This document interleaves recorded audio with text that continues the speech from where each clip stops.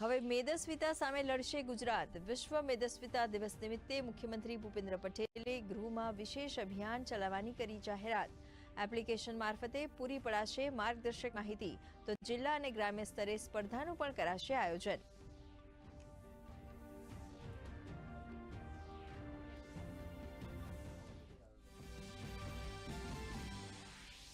રાજ્યએ medical education ક્ષેત્રે ભરી હરણફાળ. આગામી સમયમાં યુજીની 450 બેઠકો અને પીજી બેઠકો માટે 1011 બેઠકો કરાવાશે ઉપલબ્ધ.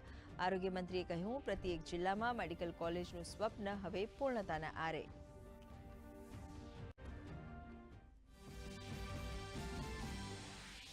વર્ષ 2024માં દેશ વિદેશના 18 કરોડથી વધુ પ્રવાસીઓએ લીધી ગુજરાતની મુલાકાત.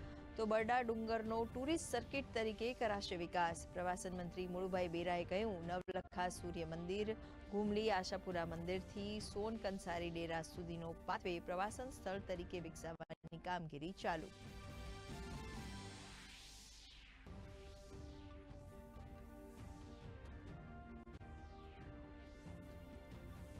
ઉત્તરાખંડ બાદ હવે ગુજરાતમાં સમાન નાગરિક સંહિતા લાગુ કરવા મામલે કવાયત તેજ. આજે મળેલી બેઠકમાં ધાર્મિક આગેવાનો, સામાજિક કાર્યકર્તાઓ અને વિવિધ પક્ષના નેતાઓ પાસેથી લેવાયા સૂચન. જનતાના અભિપ્રાયો માટે પણ પોર્ટલ કરાયું લોન્ચ. તો મુસદ્દો તૈયાર કરવા સમિતિને અપાયો 45 દિવસનો સમય. નાણાં વિભાગના એડિશનલ સેક્રેટરી આનંદ પટેલ બન્યા કચ્છના નવા કલેક્ટર. પૂર્વ collector Amit Arora chief administrator તરીકે સંભાળશે સ્ટેચ્યુ ઓફ યુનિટીનો ચાર્જ.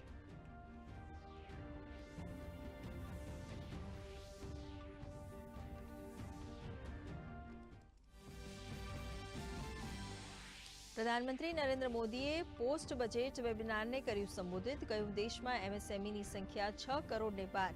એમએસએમઈ સેક્ટરમાં ઓછા વ્યાજે લોન વિતરણ માટે નવી રીતો અપનાવવા પર આપ્યો ભાર.